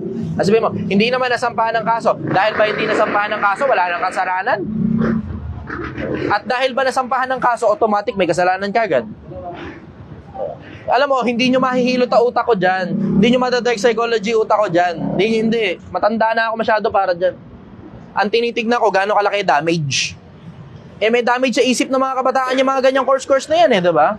May damage sa isip ng mga kabataan yung mga ganyang course na yan. Ano damage sa isip ng mga kabataan? Yung mga nagsisipagbenta niyang course na yan, pinamamarali na parang yan nakapalit na educational system. Yeah. Diba? Pinamamarali nila na parang kapalit na ng educational system yan at wag na kayong mag-aral, bigay nyo na sa akin yung pera nyo. Sige, prove me wrong. Prove me wrong. Hindi nyo ako mapapasubalian dyan. At binabanatan ko lang naman siya doon sa mga bagay na sinabi niya sa social media na tinuro niya sa mga tao diba? Public awareness lang ito. Para aware lang ang publiko na merong ganyang konsepto ng duality dun sa mga nagbebenta ng course na sinisiraan nila ang educational system kasi may pinofront pala sila na sa kanila na lang yung pera mong pan-tuition fee mo. Tapos pagkatapos nila makuha yung tuition fee mo, automatic ba may trabaho ka agad? Mapapakinabangan mo ba yung mga putang inang certificate na sila lang naman na nagpapaprint? Ina-acknowledge ba yan ng DepEd, ng CHED, o kahit TESDA man lang? Pinarehistro man lang ba nila yung mga courses na yan doon? Ano kaya na efficacy yung mga putang inang courses na yan? Na yung pera mo, na sana pinang-tuition fee mo, papuntahin sa bulsa nila. Ano efficacy yung mga courses na yan? Sige. Yeah. See? Why the duality? So, ibig sabihin, pag educational system pala bibira, ayaw, tutol ka. Pero pag ikaw ang babanat, nagagawa ka ng sarili mong course, okay lang. Diba? Gaano karami ngayong out of school youth magagawa ng ganyang klase ng tao? And I'm not talking MJ Lopez. I'm talking about the entire industry na gumagawa ng mga courses na kapalit kuno ng educational system. Mali ba ako? Sige, kayo ngayon na magsabi sa akin, Pilipinas. Type yes kung palagay ninyo tama ako. Type no kung palagay ninyo mali ako. Sige, go. Kayo ngayon pasasagutin ko. Kaya marami nag-yes dito sa... Kaya ako sa inyo, Pilipinas, matuto kayo makinig sa mga tao na tapat sa inyo. Hindi sa mga taong alam mo na ang dahilan kung ba't sila nagsisipagsalita sa social media para kunin yung pera nyo. Tapos, in exchange sa pera nyo, bibigyan kayo ng kung ano mga putang ng mga delusion ng mga bunganga at laway lang nila naman ng kapalit. Tapos, wala ka namang mapapalaron dahil wala ka namang makukuhang certificate na kapakipakinabang sa totoong merkado. Diba? Pinamamaraling kapalit ng educational system yung mga putang ng mga courses nila na yan na para bang pag nag-sign up ka dyan, magbabago buhay mo. Ganon nila pinamamarali. Pinalalabas pa nila effective daw yan, effective. So lumalabas ngayon, parang ang efficacy niyan, nasubukan na nila sa sobrang daming tao, diba? Tapos, ina-acknowledge ng gobyerno. Parang ganon ang tunog Pero tangina, ni isang anong tawag dito? Anong tawag doon? Approval. Galing sa CHED, galing sa TESDA, o galing sa DepEd, pupusta ko sa'yo, titi ko, wala yan. Wala yan. Ang meron lang dyan, business permit. Hindi naman automatic na may business permit, okay na agad Diba? Nagtuturo ka sa mga tao, tapos ang tawag mo dyan, course. Diba? Tapos pinalalabas mo pa na kapag mag-aaral sila sa totoong eskwelahan, na nakagawa na ng maraming doktor, abogado, piloto, engineer, at kung ano-ano pa, para bang sayang ang pera nila dun. Tapos pag sa'yo ibibigay yung pera, okay lang. Tama? The duality. Sige, ngayon, sige, ngayon nyo ako banatan tungkol dyan. Saan ako mali? Saan ako mali sa lahat ng sinabi ko? Tiyan mo nga, sige, sino tututol? Sino tututol? Puro yes ang dito. Saan ako mali? Sige. Scam daw. Scam yan sa MJ Lopez. Gio Flumbag, MJ Lopez, sipag, talino at tiyaga na may konting panloloko sa kapwa. No to kupal courses. Diba? Alam mo, kung magtuturo ka sa mga tao, turo mo yung mga bagay na na-experience mong totoo. Diba? Tapos wag mo na lang pabayaran sa mga tao. Diba? Katulad dun sa akin, diba? Pinababayaran ko ba sa inyo? Ang mga nagbabayad dito, yung kumakain ng sinigang, pinaghanap buhay namin to. Pero hindi ko pinababayaran sa inyo yung laway ko. Sabi ni Rolando Galang Jr. Sir, mas okay pa ang TESDA kaysa dyan. Kaya nga at least sa TESDA, ako personal, nag-aaral ako sa TESDA, naging call center agent talaga ako. Diba? Naging call center agent talaga ako at nakarami ako kahit papano ng mga posisyonan sa loob ng call center. Isipin mo yun. Nag-aaral ako sa TESDA yun Eh, ikaw ba, pag nag-aral ka dyan kay MJ Lopez, automatic, negosyante ka agad? Putang ina naman. Automatic, ayos ka agad yung buhay mo, katulad ng 15 days na sinasabi niya. Huwag tayong maglukuhan. Huwag tayong maglukuhan. Alam mo, simple lang naman yan eh. Public awareness yung binibigay ko sa inyo. Pinatutunog ko lang na galit, pero di ako galit sa kanya. Walang personalan dito. Hindi ako katulad niya na may personal. Meron daw criminal record. Tanga, wala akong criminal record, Brad. Wala akong criminal record. Malinis ako trumabaho. Criminal ako, pero wala akong criminal record. Wala record yan. Humanap ka ng record kahit saan courthouse, wala ka makikita. Malinis ako trumabaho. Hindi ako kasing tanga mo, halatang halata. Halatang halata eh. No? Interesado ako sa pera ng taong bayan. Interesado. Okay lang yun eh. Kung malinis eh, diba? Pero putang ina, interesado ka pati sa tuition fee ng bata. Sobra naman yan. Sobra naman yan. Ang dami mong gagawing out of school youth sa ginagawa mo yan. Ang dami mong gagawing out of school youth sa ginagawa mo yan. Sige, saan ako ngayon mali, Pilipinas? Saan ako ngayon mali? You tell me, saan ako mali? Wala nagsasabi dito. Puro Kaya ko rin naman gumawa ng mga ganyang course eh. Hindi nyo alam yung taba ng utak na meron sa akin. At sigurado ako sa inyo, pag ako gumawa ng mga ganyang course, may detalye. Pero tignan mo, hindi ko ginagawa. Bakit? Hindi naman ako aprobado ng JED. Diba? Hindi ako aprobado ng ng DepEd. Hindi ako aprobado ng TESDA. Ano gagawa ko ng course? Alam mo ba ibig sabihin ng course? Direksyon. Ginagawa mo ng direksyon yung kapwa-tao mo. Tangina, diba? Ginagawa mo ng direksyon yung kapwa-tao mo. Saan papunta? Papunta sa bulsa mo yung pera? Yun ang direksyon nila?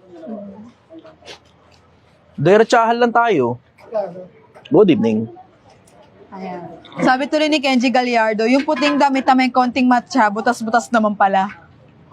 Hindi ako may sabi niya, kaya may sabi niya, balakid yan. Hindi ako may sabi niyan. Next question tayo, sir. Basta doon lang ako, doon sa kung ano yung nakita ninyo sa social media, yun lang din yun. Binanata naman na siya ng mga tao tungkol dun eh, di ba? Eh, parang ano lang yan eh, pagkakaiba lang, parang ano yan, Nico David versus Makagago ngayon, di ba? Ang nag-expose talaga, hindi naman talaga si Makagago eh, ang nag-expose talaga si Ato. Tapos si Nico David, binanata si Makagago. Mali. Di ba? Barking at the wrong tree. Eh, hindi naman talaga ako nag-expose dyan eh. Nag-expose dyan sarili niya eh. Nilabas niya yung sarili niya sa social media. Sinabi niya na yung pang-tuition fee, pang-business na lang. Tapos sinasabi niya rin na parang yung mga, parang ang dating eh, yung mga teacher na nagtuturo ikaw ng business, wala daw business. Parang ganun ang dating. Diba? Hindi naman ako nag-expose dyan sa tao niyan. Siya nag-expose dyan sa mga katiwalian niyang sarili. Siya nagsabi nun sa social media, tapos binanata na siya ng mga tao ron. I'm just doubling down on it.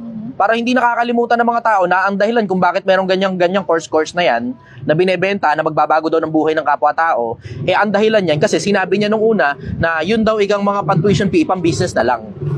Oh. Eh tapos ngayon, mukhang hindi na yata gumagana na ipang-business yung pang-tuition fee, kaya ginagawa, pinang-enroll na lang sa kanya.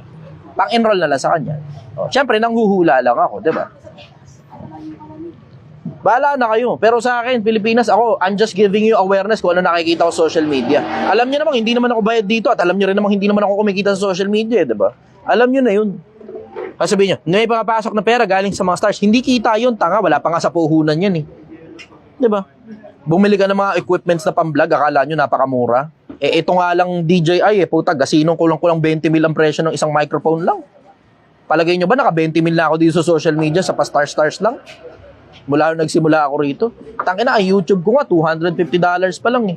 Ngayon running mula nung nagsimula ako sa YouTube, $250. Gasino lang naman yun, barya-barya. Hindi mo nga makonsider na nakita eh. Hindi kita yun. Bumalik lang yun, galing sa puhunan din. Puhunan, wala pa sa puhunan yun eh. Hindi ito alam mo itong social media ko, diretsa lang tayo, hindi ito para kumita ako ng pera. Hindi ganoon ang social media ko.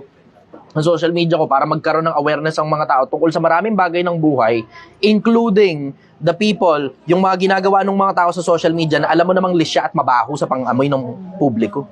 Hindi naman ako sumira dyan eh. Sumira dyan, sarili din niya eh. In-expose niya yung sarili niya, tapos binanatan siya ng mga tao. Wala, nire-reverberate ko lang yung mga bagay na binanat sa kanya ng mga tao. Diba? Hindi sa akin galing yan. Sa kanya galing yan. Paalala ko lang sa inyo, sa kanya galing yan. Yung pang-tuition fee, pang business na lang. Sa kanya galing yan eh. Hindi sa akin galing yan. Yung gumawa siya ng course, sa akin ba galing yun? Gabi-gabi nga nilalive niya yung course niya. Diba? Nagkukunya rin nagpapatanong, pero totoo, papunta talaga doon sa course. Sa enrollment ng course. Punta ka maglokohan. Ako, ito, wala. Pag naririnig mo ako, nagpapatanong ako, di ba? O, saan papunta ngayon yung pagpapatanong? Bumili ka ng sinigang. Pinaganap buhaya namin. Akala mo naman doon talaga ang punta. Hindi, ang punta niyan, may mga Visayas, may mga Mindanao na wala namang kapasidad pumunta ng Metro Manila eh. May mga taga-norte, taga-south ng Luzon na walang kapasidad pumunta rito sa lugar na to para bumili ng ganito. Ang pinaka-bottom line niyan, maging maayos yung buhay ninyo. Maging maayos yung buhay ninyo, tapos ipagdadasal ninyo ko, baka sakali may pag-asa ako sa langit. Yun talaga yung totoo niyan. Alam mo na, tangina sira. Alam niyo naman sira na ulo ko talaga. Alam niyo naman yun. Wala naman bago. Sinabi ko na ng paulit-ulit yun, sira ulo ko. Ako lang naman yung kaisa-isang nagtsatsaga sa social media na mag-live gabi-gabi para makatulong sa mga kapwa-tao na wala namang talagang kinikitang pera dyan. Ako lang yung kaisa-isang ganyan. Wala kayo ibang makikitang influencer na nagtsatsagang gabi-gabi alam mo yun, magbigay ng information sa mga tao, magbigay ng awareness sa mga tao. Ginagawa ko naman tungkol dyan kay MJ Lopez, public awareness lang naman yan ito, merong mga bagay na napansin ng publiko sa mahabang panahon. Nakipansin lang ako sa napansin ng publiko, hindi ako nagsimula niyan, hindi rin ako nag-expose sa kanya. Yan naman ako yun. Tungkol sa exposition, doon kayo makinig kaila pangalan to? Si Makagago, ganun. O kinig ka kay Nico David. Kung meron pang credibility sa si Nico David, bala ka na. Doon ka sa kanila makinig pagdating sa expose ng mga tao. Doon ka sa kanila makinig. Pero ako, public awareness lang ako. Yung mga bagay na kayo na rin naman yung nakapansin, nire-reverberate ko lang, pinapalaki ko lang yung boses sa social media. Kayo nakapansin yan, hindi sa akin nanggaling yung information na yan. Hindi sa akin nanggaling yan. Nasa social media na yan sa mahabang panahon. Sige, next question. Ito po, galing po kay Binibining Alodia. Boss, good evening po. Sana po mapansin nyo, kanina ko pa kasi kahapon ko pa fina-flood tong tanong na to. Ano pong masasabi mo sa mga kababaihan na kumakabit sa mga may asawa na may asawa? Ang asawa ko po ay isang pulis at yung kabit niya ay proud pa na may jowang pulis pa daw. Ngayon, buntis po yung kabit. Ano pong masasabi mo po? Kasi di ko na po kaya yung ginagawa sa akin ng asawa ko at nung kabit niyang proud pa. You are welcome na hiwalayan. You are welcome na hiwalayan. Ganun lang naman kasimple yun diba? Kasi pinapayagan naman yung paghihiwalay in case hindi nyo alam sa Biblia, pinapayagan yan. At yan na nga mismo yung grounds, ang tawag pakikiapid. Tsatsagay mo lang ang basahin, kay Mateo yun, nakasulat. Maliban na sa kung pakikiapid. Yun, pinapayagan ng paghihiwalay sa ganyang kaso.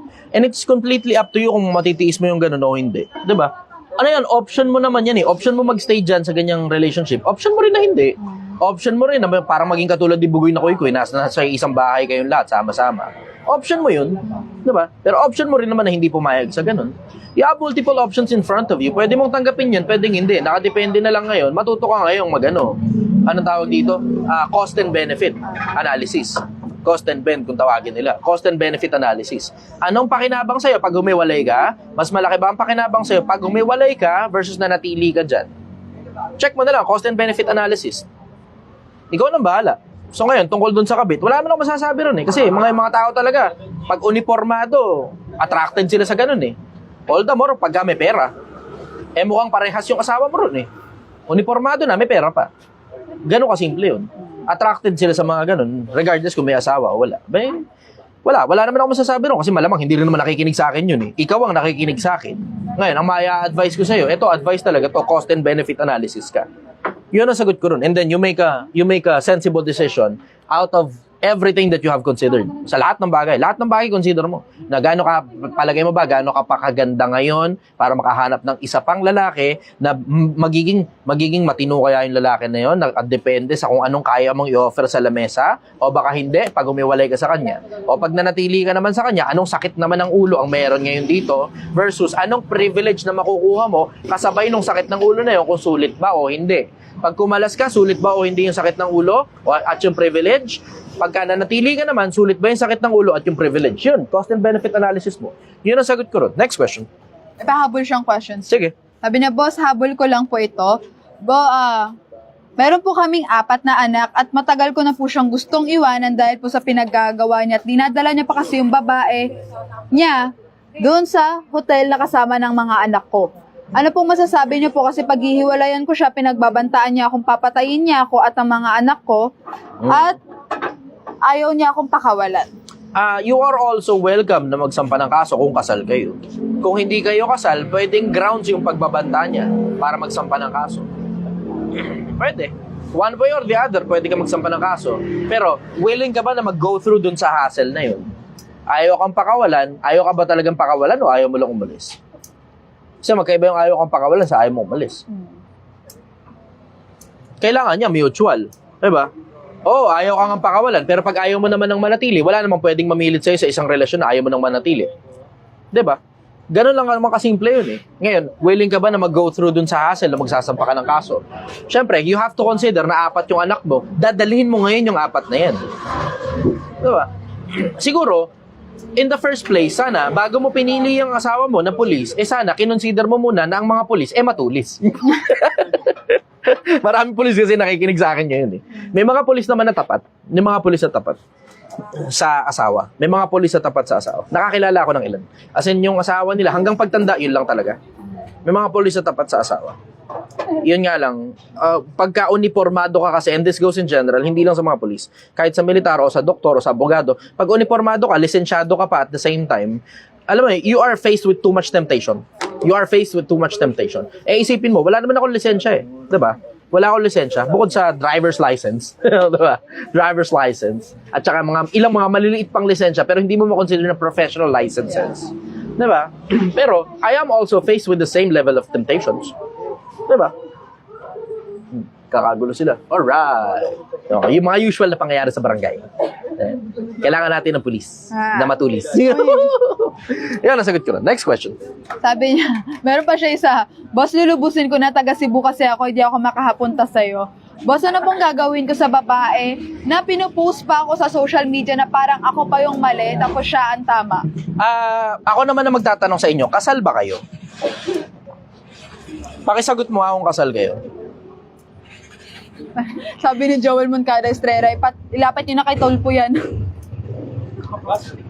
Sige lang. Kasal ba kayo? Habang inaantay, sige, picture mo na. Go.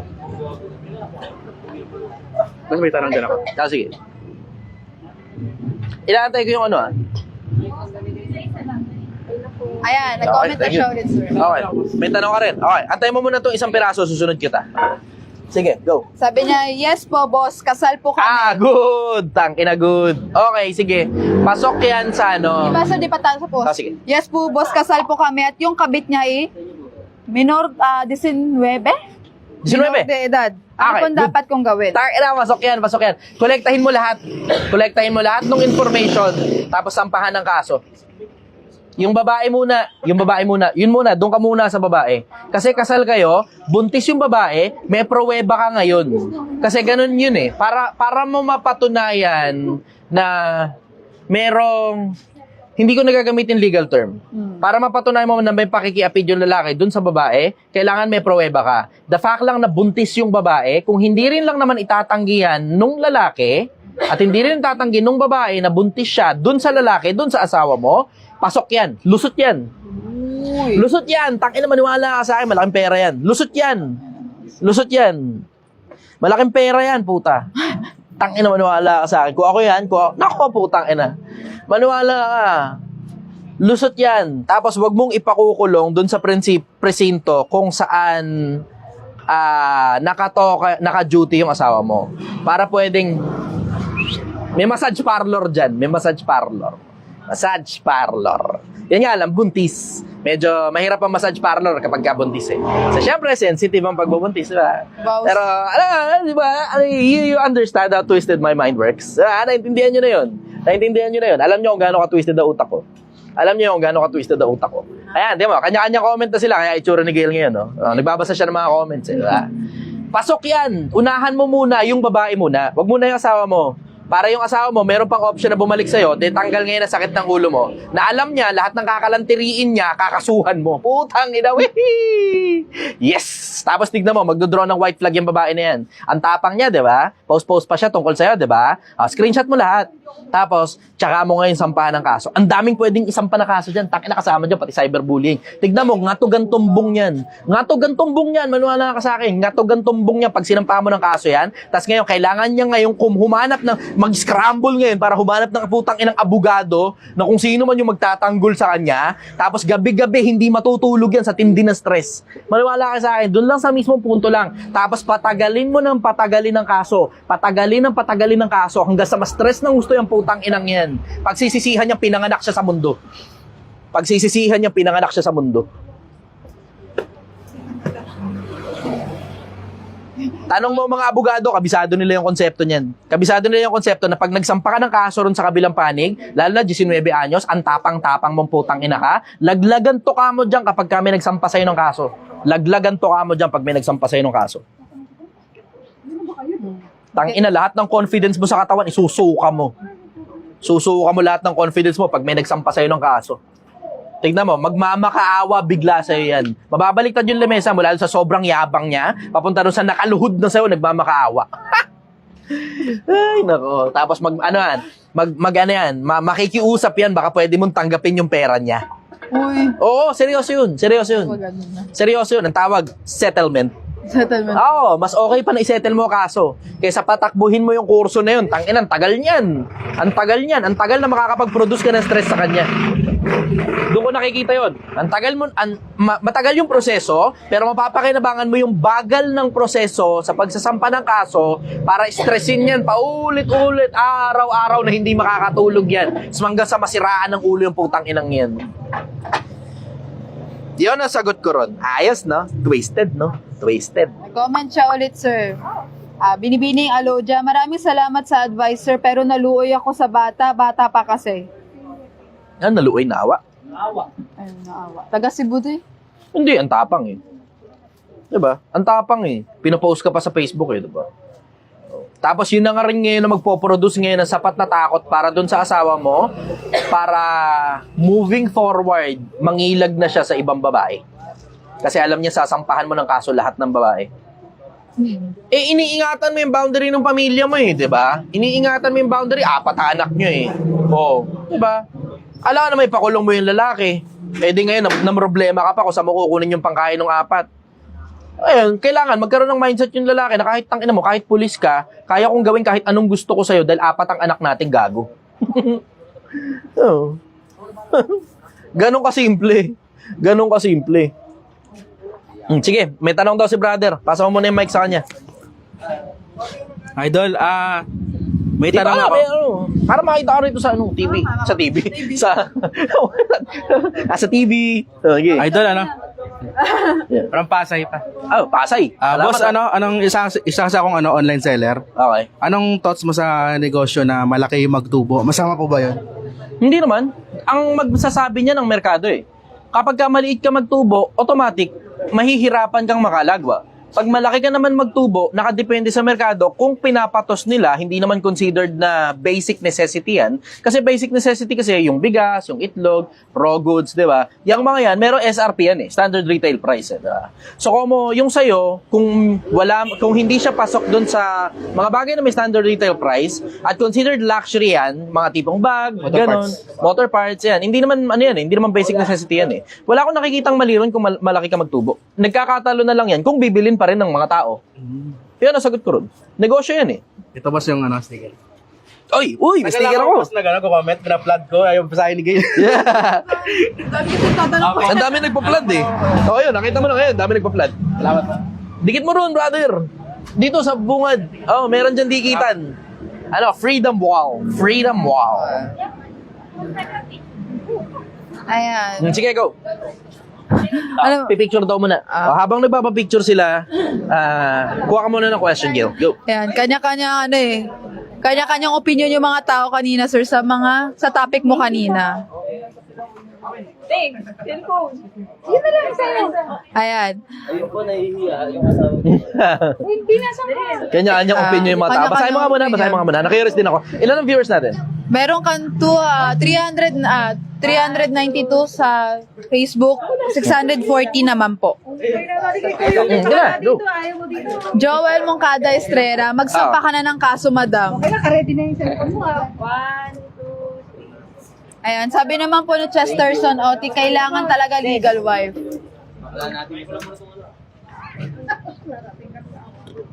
Sabi Thank you, nito, brother. sir. Idol, Okay, sige. Kunwari Kunyari ako ka nagpicture. halatang Sige. nanonood eh. Sabi po ni Chris Gala, Thank you, brother. Salamat ha. kami. Maraming salamat. Pasay. sabi po ni Chris Katotohanan. Galang, sampahan mo ng kaso yan, madam, para po matauhan yung mga taong sa susunod na gagawa ng ganyan. Hindi ka. Pa-picture ka rin sa akin. Sige. Tanong po ito. Tayo nyo muna matapos yung take out. 1 hour na. Okay, sige. Ngayon ko na napansin, 1 hour and 20 minutes na tayo Napasarap. sa, Napasarap. sa Facebook Napasarap. and 2 Oh, hours, hindi. Wala naman kasi tayo kahapon eh. 2 hours and 40 minutes dito naman sa TikTok. Okay. Oh, in fairness, para sa 2 hours ha. Mga taga-TikTok, binabati ko kayo. Mataas na attention span ninyo. Maabot na ng 600 na ganitong oras ha. Ingat kayo, dahan-dahan kayo sa biyaya. Umaabot na ng umaabot na ng 600 ang TikTok kahit 2 oras na nakakalipas.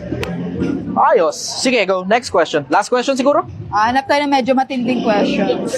Kung wala, pwedeng isa pa. Okay. Kumuha ka naman ng isang question habang naghahanap. Kesa, alika. Kanina, TikTok. sir, may nagtanong dito. Okay. Kanina ko ba nakita kaso nawala? Okay. 1-1, paano daw i-handle at paano magkaroon ng emotional intelligence at paano daw siya ilalagay sa tama?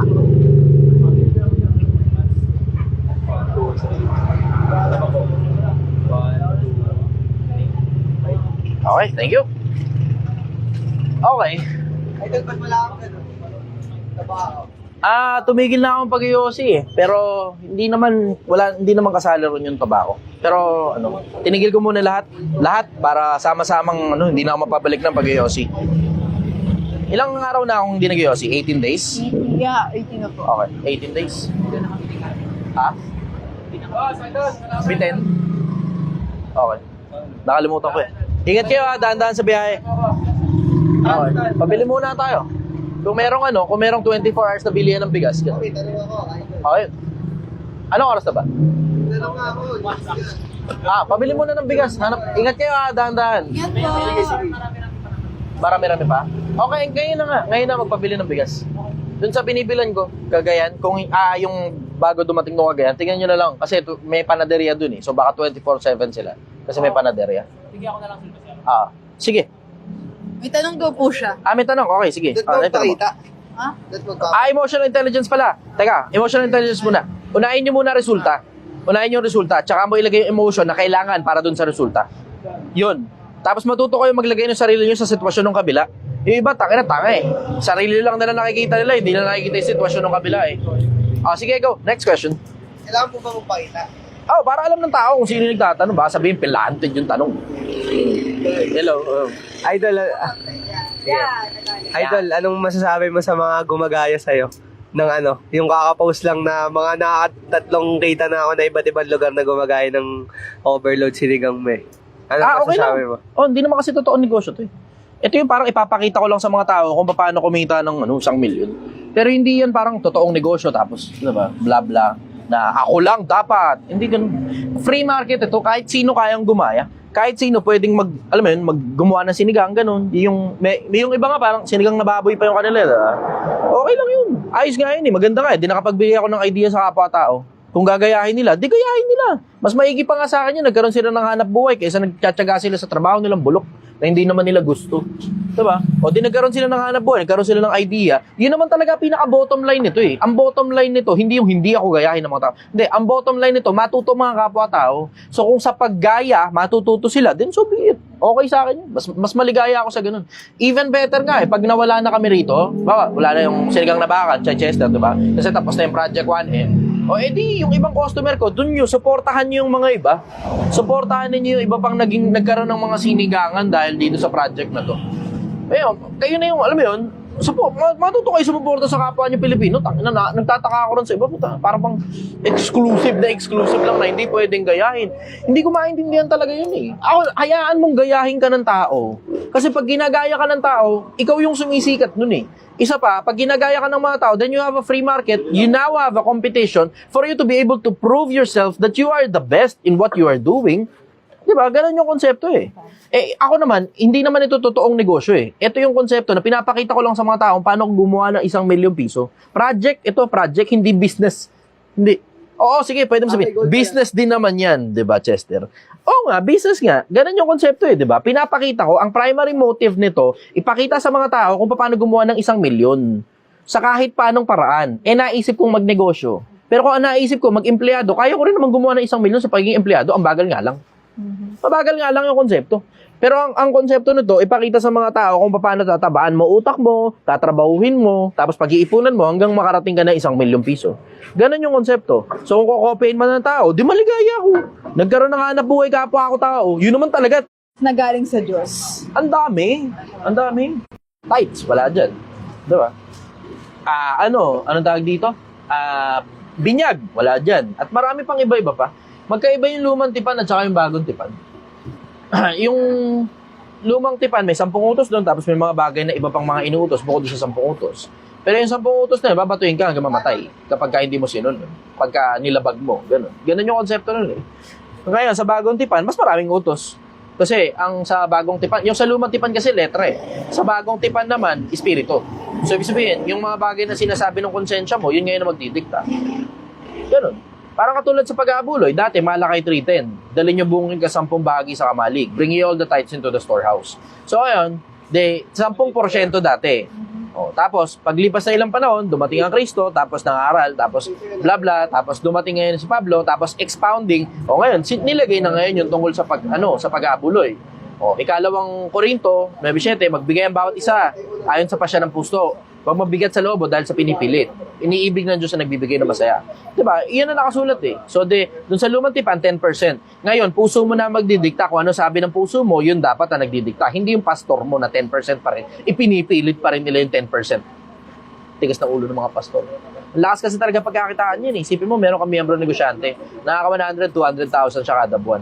E di 10, 20,000 kagad yun sa'yo. Monthly. Eh, isipin mo, meron ka 10 ganun. Tangina, that's magkano yun? 100,000 sa buwan. Pastor lang. Diba? Sarap. Tangina, once a week mo lang sila nakikita. Kung meron mang iba pang mga pagkakatipon, mga prayer meeting, gano'n, additional na lang eh. Pero, that's too much. That's too much. Hindi kino-consider yun ng mga pastor eh. Siyempre, ba't nga naman nila i-consider eh? Hindi naman lahat ng pastor ganit sa pera eh. May mga ibang pastor, nakuha nila yung ganyang konsepto galing sa iba pang matatandang pastor na yung mga matatandang pastor na yun ang ganit. Hindi sila. Idol, isa pa, bago mo. Pero, hindi rin naman automatic na, Andali, ending ko lang to, brother. Hindi rin naman automatic na, Hindi automatic na lahat ng bagay na utos ng Diyos na basa mo sa Biblia, susundin mo. Bawa, katulad nun, kailangan mo rin consider, sino ba inuutusan? Diba? Kasi pag hindi mo kinonsider kung sino inuutusan, nakabasa ako, gumawa ng daong. Gawa ka rin ng daong, tanga. Ang inang yun. Sorry na bata. Bakit? Kasi may habagat. Habagat. Ano ba? Hindi ganun. Hanapin mo muna, kanino ba inutos yan? Tingnan mo, yung Malakay 3:10, hindi na nila tinutuloy ang basa eh. Malakay 4:4. Diba? Malakay 3:10 yan, tuloy mo sa 4:4, maintindihan mo kung kanino inutos yan. Alalahanin mo rin naman ang mga kautosan ni Moises na binigay sa kanya sa Horeb para sa buong Israel. Hindi para sa mga Pilipino yan, ano ba? Hindi para sa mga Pilipino yan. Si Pablo, isinugo yan sa mga hintil. Kaya yung kanya, applicable talaga sa mga hintil. Ibig sabihin, labas na Israel, hintil, di ba? Ang buong mundo. Ayan, 9:7 na ikalawang Korinto. Magbigay ang bawat isa ayon sa pasya ng puso. Yung iba ginagawa, nakakatawa to. Yung iba hinihilot. Pinagsasama yung dalawa. Hindi nga magkasama yun eh. Hinihilot. Dapat daw ikaw magaan sa loob. Hindi pinipilit yung 10%. Hindi ganun yung nakasulat eh. Hindi ganun yung nakasulat. Ang nakasulat, ayon sa pasya ng puso. Yung puso mo ang magdidikta kung magkano bibigay mo. Hindi yung pastor mo na nakakabasa ng 10% dito, sinasaksak dun sa 9:7 ikalawang Korinto. Puta, akala mo ngayon, iisa yung dalawa na yun. Hindi iisa yun, magkaibang utos yun. Kaya nga may luma at saka bagong tipan eh. Ano ba naman, napaka-twisted ng utak nitong mga pastor na to. Napaka-twisted. Ang lakas kasi pagkakitaan talaga kasi niyang tights na yan eh. Ang lakas pagkakitaan niyang tights na yan, tapos tatakutin pa miyembro, ninanakawan mo ikaan. Diyos! Babasahin nila, sa Malakyas din yun. O humanap ka ngayon ng bagong tipan, na kapag pinasya ng puso mo, maliit lang, maliit sa 10%, ninanakawan mo Diyos. Hanap ka ngayon ng ganun. Hanap ka ng ganun, sige. Tignan mo kung may makita kang talata na nagsasabi ng ganun katulad ng sinabi sa lumang tipan. Hindi kasi, magkaibang utos kasi yan. Kaya nga sinabing luma at saka bagong tipan. Sa pastor, walang pinagkaiba yan. Basta pinagkakakitaan. Putang ina, mga hayop kayo. Putang ina. Ang dami niyong dadalin sa impyerno sa ginagawa ninyo. Pinigaan nyo na nga yung pera ng mga miyembro nyo. Pinigaan nyo, pastor, ang ginagawa ng mga pastor na mga bugok. Ang ginagawa, directly. Hindi nila ako inahamon. Ang ginagawa nila, stitch yung video ko, papaliwanag nila yung parte na yun. Tapos hihilutin, panahon pa ni Abraham, may tithes na. Wala ka naman mabasang inutos kay Abraham yun. Ganon sila humilot eh. Ganon sila humilot. Alam nyo, hindi lahat ng nasa social media, mga pastor, paalala ko lang sa inyo, hindi lahat ng nasa social media at influencer, kasing tanga ng akala ninyo. May mga katulad ko nagbabasa, ang malas nyo, may lumitaw na Chichester sa Pilipinas. Magandang gabi sa inyo, Pilipinas. Mahal na mahal kita. Tangin ng mga pastor to.